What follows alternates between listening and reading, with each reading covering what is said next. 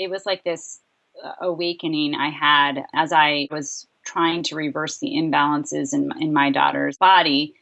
I started going to the playground or the daycare center or the preschools and where my daughter was, and I would look around at the other children and I would see their symptoms. I would see the red cheeks on all of the kids and the eczema, and I would see the mom struggling with the diapers where the kids had chronic diarrhea, or the constipation, the behavioral things, the kids that were showing spectrum-y type behavior, autism spectrum-y behaviors. And I just, all of a sudden, it was like, my jaw dropped and I started realizing, holy cow, all of these kids have something. It was like the kind of experience where I couldn't find a child who didn't have something.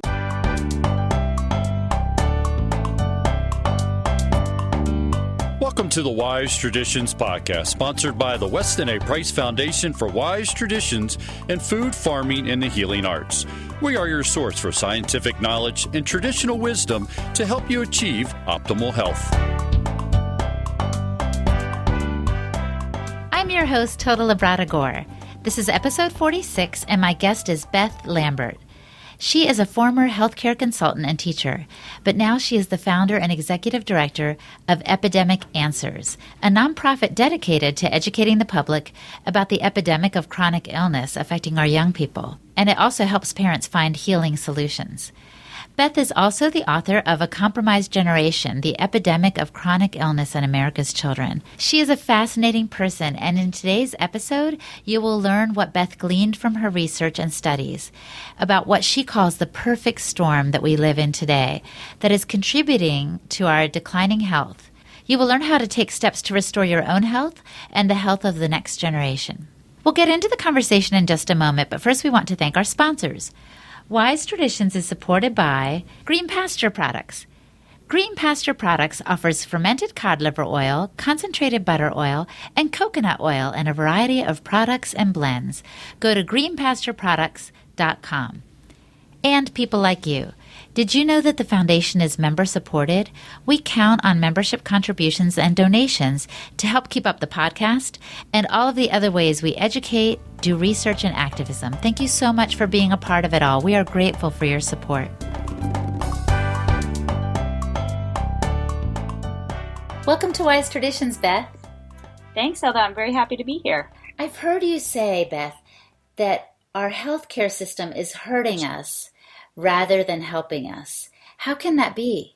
Well, I think that our healthcare system is pretty complex, just to start with. And, there are many parts of the healthcare system. Some are, fantastic. Some are great. For instance, if I got into an accident tomorrow, I'm so grateful for emergency medicine and all the things we can do in an emergency room. But I think in terms of how we deal with preventative health and how we deal with chronic illnesses, there's much to be desired in the modern healthcare system. So I think one of the fundamental problems is that we approach health from a reactive standpoint, where we like to go to our doctor, express our symptoms, and then our doctor gives us a pharmaceutical medication to suppress the symptoms, rather than having the doctor work with us as a partner to ask us what might have precipitated the symptoms, what's kind of the root cause of the symptoms.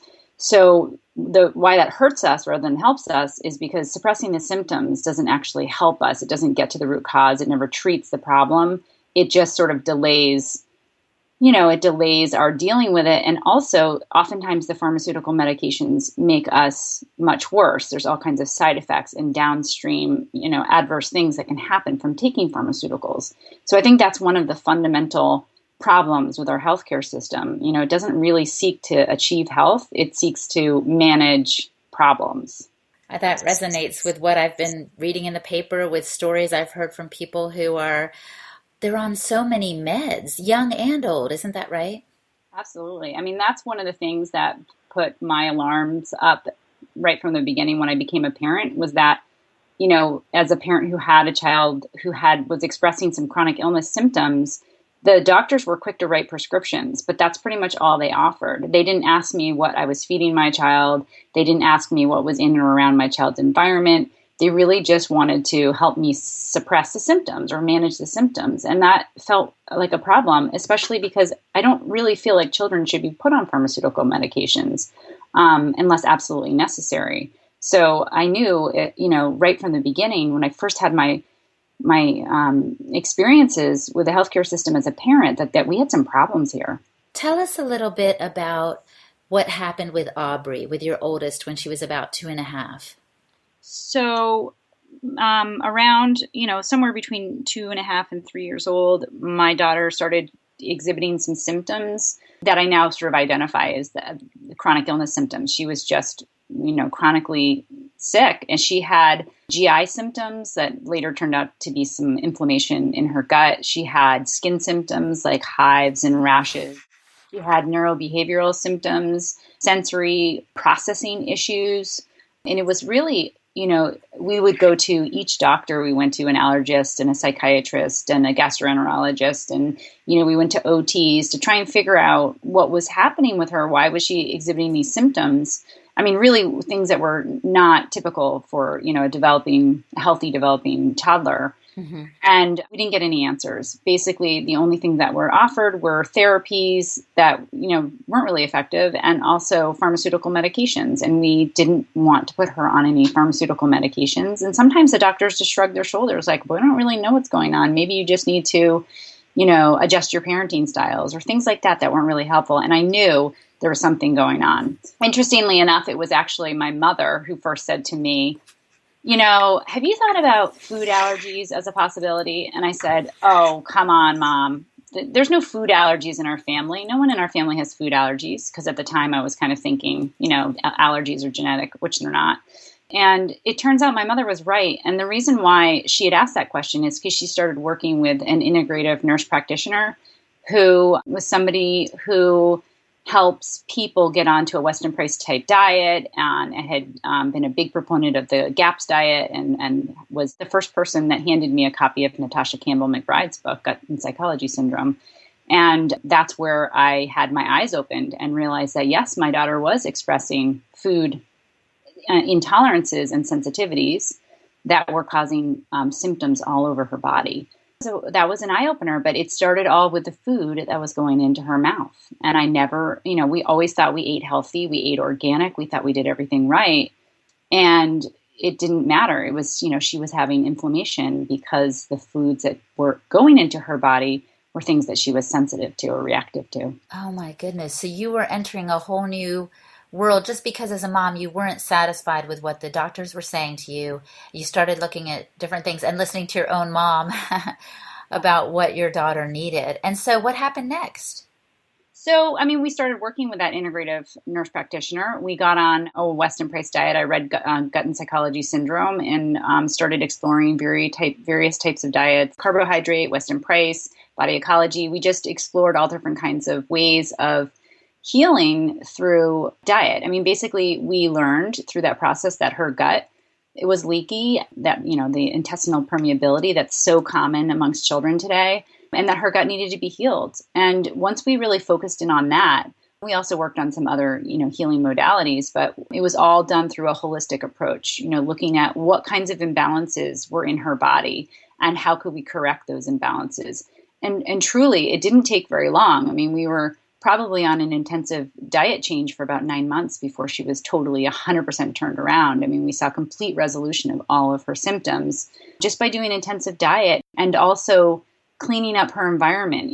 I have always been kind of a conscientious parent, making sure that my children had safe things around them. I never really thought that the things that were, common in most people's homes, like cleaners or soaps or shampoos, could be toxic to my children. But, we went through our house and learned that there was, hundreds of things that can impact your health, that are approved, that are, on the market, that are available in every grocery store, every big box store. But you as a parent have to educate yourself about what's safe and what's not safe. So we went through that education, and we cleaned up our, my child's environment and cleaned up the diet and began sort of living in a different way. And it made all the difference. All of us really turned our health into the right direction just by paying attention to what was in and around our environment.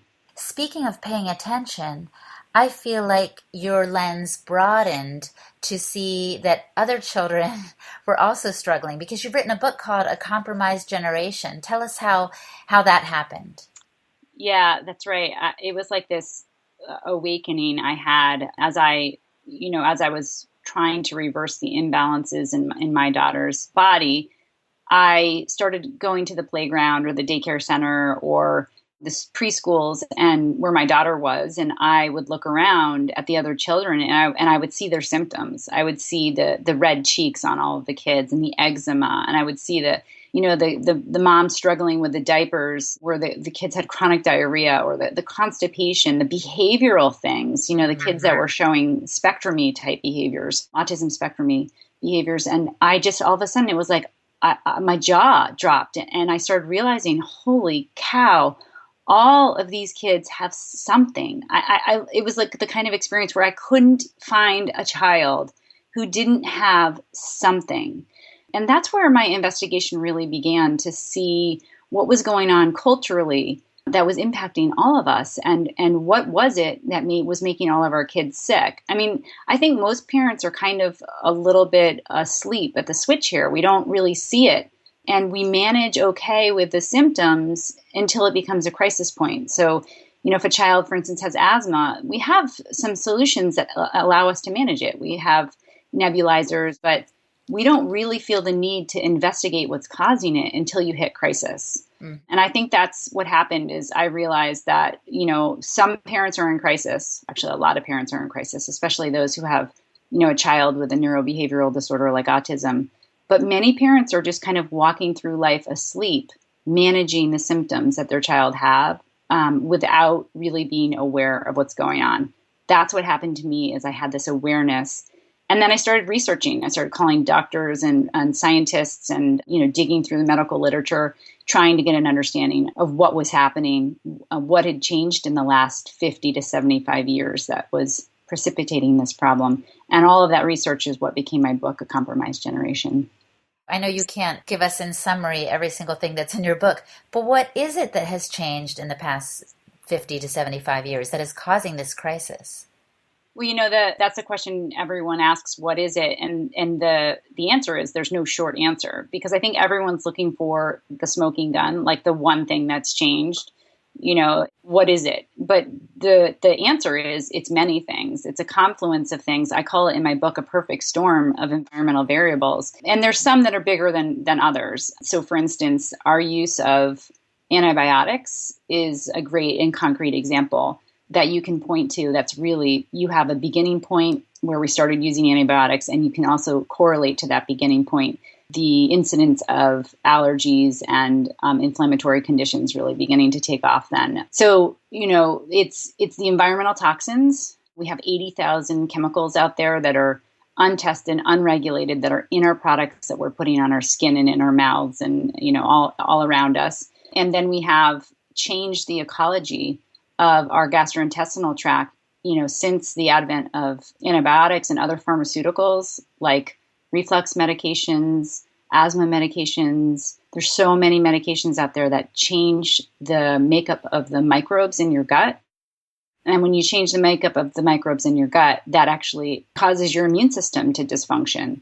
So I think those are, major factors. The types of medical care we're getting now, again, symptom suppressive.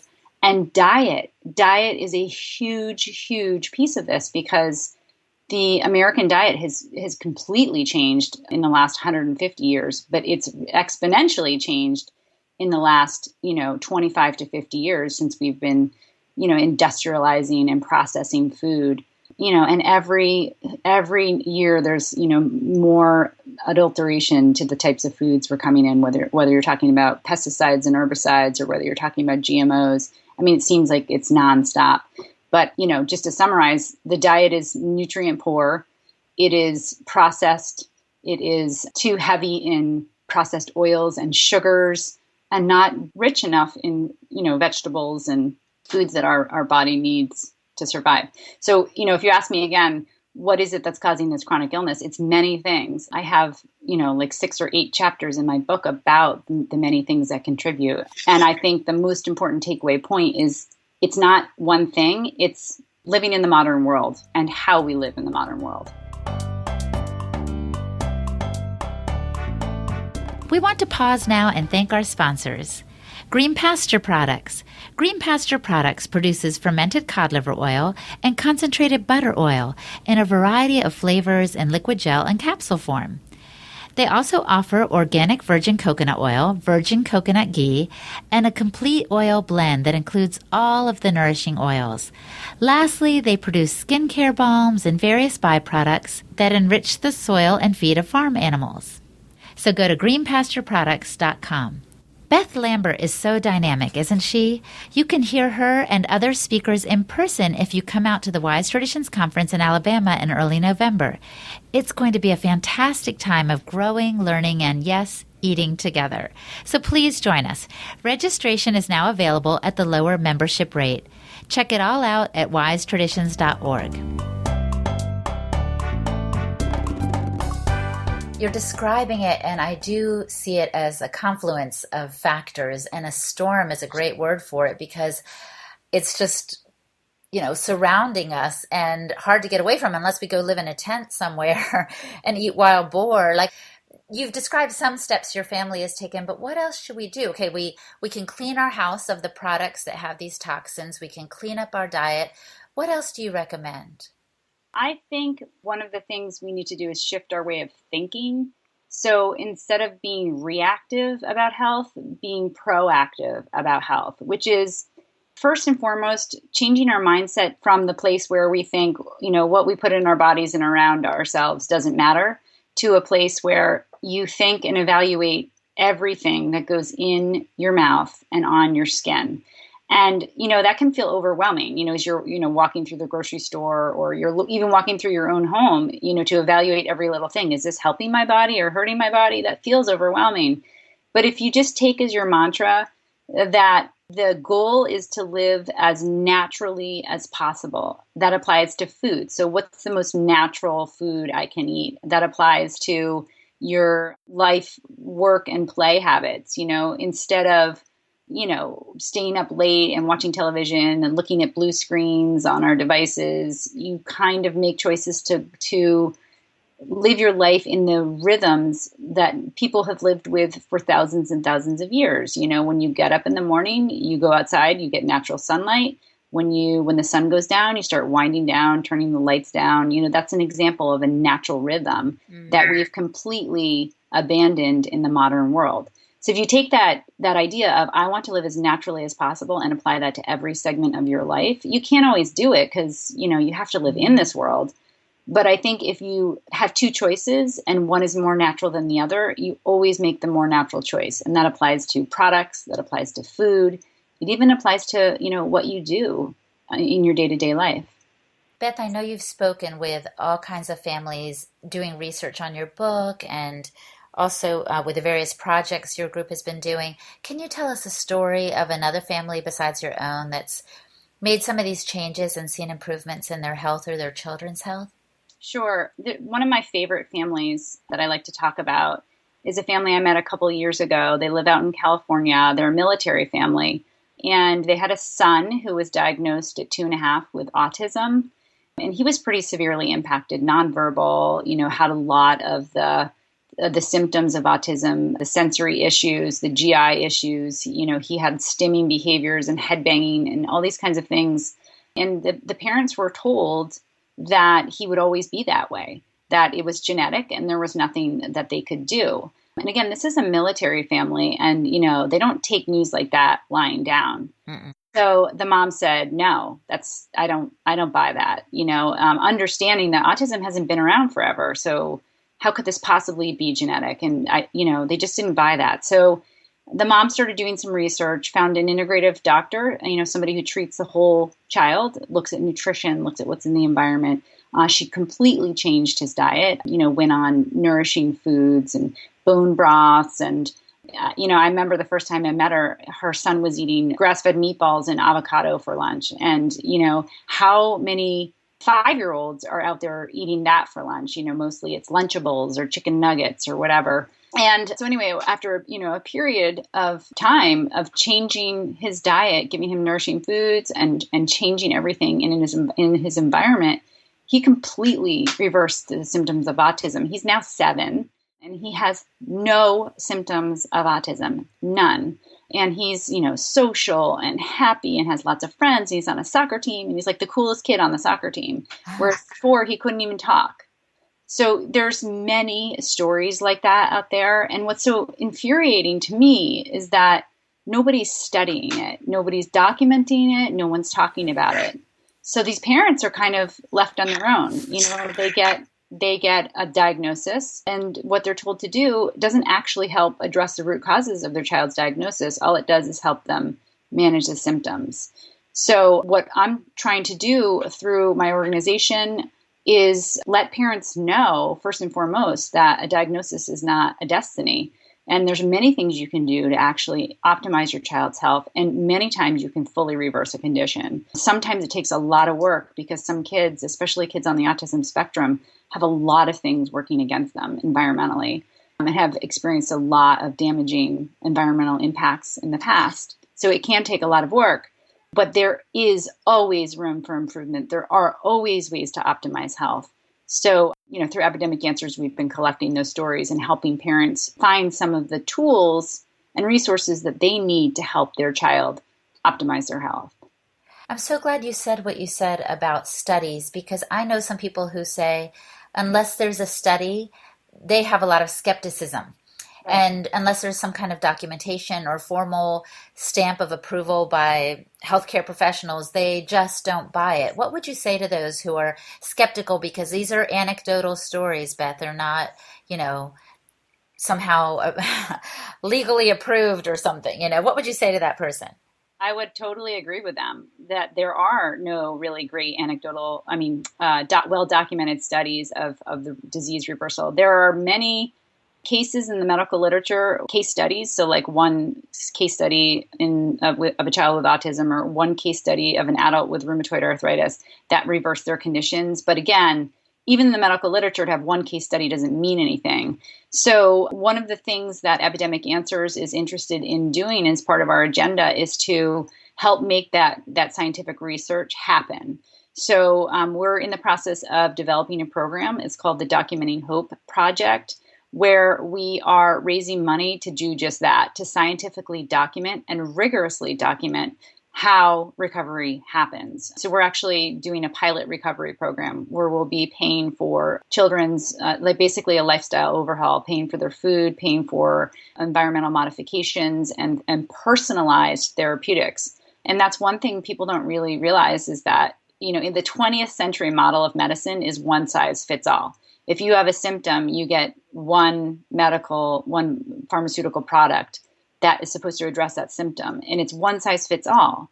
In the 21st century, where we're heading is to personalized medicine. I mean, this is something that is kind of a buzz topic. Nutrigenomics and bioindividuality are kind of the buzzwords. But that's where we're headed. You can't reverse chronic illness unless you look at the person as an individual and take a holistic approach to that person. When I say holistic, I'm saying look at the whole person and what are all of the factors that might be contributing to their symptoms. So this is what the Documenting Hope Project is about, is doing a study. Can we reverse chronic illness?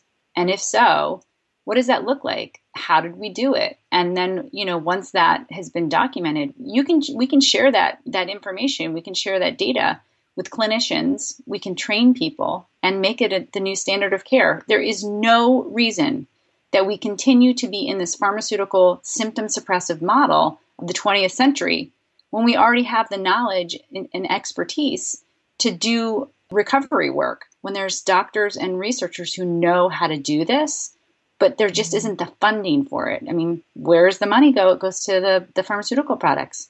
So our hope is to raise money philanthropically through a charitable organization to make this kind of work possible. Tell us when this project began, Beth, and how many families are you working with? So we've been in development on this project for actually a couple of years because there's a lot of infrastructure that needs to be put into place if we're going to do this truly rigorously and scientifically. So we have not launched the program yet. We've raised $500,000, and we have been working on setting up the infrastructure for the program. We hope to launch it in the beginning of 2017, and we're planning on enrolling 14 families into the program. Well, I bet people are going to be clamoring to participate in this because, as you said earlier, Beth, their child chronic illness is so prevalent now that I think a lot of parents are, as you said, sleepwalking through their child's symptoms because it just is so common. They think it's normal. Like, oh yeah, my kid has ADD too, or my kid has this also. Oh yeah, it just is how it is, And so they do share resources with one another to treat the symptoms, but they don't see that there's something bigger at play. That's right. I think that's part of it. The first piece is that parents aren't aware of it because, you go to your doctor that you may love and trust, and your doctor wasn't trained in this. And that's not your doctor's fault. That's just the system we're a part of. The other thing is to be truly, frank about it. This kind of recovery work requires that you change your life. We have patterns and habits that are cultural. My mama fed me SpaghettiOs, so I'm going to feed my kid SpaghettiOs. Or, we watch movies late into the evening, and so I'm going to do that with my kids. I mean, whatever it is, it's all cultural. It's things that you sort of learn by being part of this culture. And what we're talking about is having to shift that culture, which is kind of in the grand scheme of history, no big deal because cultures shift all the time. It's just that, for any given individual person, it feels like you're going counterculture right now. So, for instance, as a parent, if you go to a soccer game or a birthday party, look around. There's cupcakes and ding-dongs and Gatorade and all this junk that we feed our kids because that's what's expected. That's the cultural norm. And so for a parent to show up at the soccer game with, their grass-fed meatballs and avocado or their fermented kimchi, which would be the right choices of what you should be feeding your child, that they're going to look crazy because it's counterculture. So what I really firmly believe is that there's safety in numbers. In other words, if you're a parent who has an impacted child and you want to make some of those changes, you want to feed your child nourishing food, and you feel like it isn't accepted in your community, you need to find another parent who's on the same page with you, and you sort of link arm in arm and you make that commitment together. We're going to feed our kids nourishing food, and we're okay. Like, we're not oddballs. We're actually pioneers. We're leading the charge here. Like, we see the problem and we're fixing it. So I also believe in media. And one of the components of the Documenting Hope Project is to incorporate media into this whole storytelling, the telling of the stories of the families that are enrolled in our program who are getting better. Because by telling the stories through film, through media, that can be disseminated. And then all of a sudden that becomes normal. It becomes normal to be really interested in what's going into your child's body and what you're putting on your child's skin. It becomes parents less of an outcast for doing all of those health-promoting activities. I think that's important to remember that it is hard for parents today because being healthy is on the fringe. It really is. But it won't be on the fringe for much longer. I'm convinced of that. I hope you're right. Another question I have is, what about the children? How do your children feel? Do they feel like oddballs when everybody else is eating the ding-dongs and the Gatorade? It's so funny you ask that because I have had the suggestion I just made. I've had such a blessed experience where my oldest child's best friends, both of her best friends' mothers are health coaches. And I see them as part of this kind of health revolution. I'm a big fan of the Nutritional Therapy Association and the Institute for Integrative Nutrition because those are two, educational opportunities that anyone can get into at any time. They can learn how to live healthy through those organizations. And there are other health coaching training programs, but those are so accessible for people. And, that's how you make those choices. You go get educated. So my kids don't feel like oddballs because their peers are from families that really do put a high value on nutrition and clean living. Well, I'm glad that your daughter has found some friends who are like-minded. Beth, what would you say, though, to a parent who is discouraged, who's overwhelmed at this whole crisis of chronic illness and feeling like they're swimming upstream? What would you say to them? It's a great question because I think that's where most parents start. The deer in headlights look is the one that I'm most familiar with. As soon as I start talking to a parent who has a child with some kind of condition, whether it's ADHD or asthma or whatever it is, how do I change? What do I do? How could I possibly, take on this chronic illness epidemic? And I think the first thing that parents need to know is that they can totally turn their life around. They can totally turn around the health of their child. It's not that hard.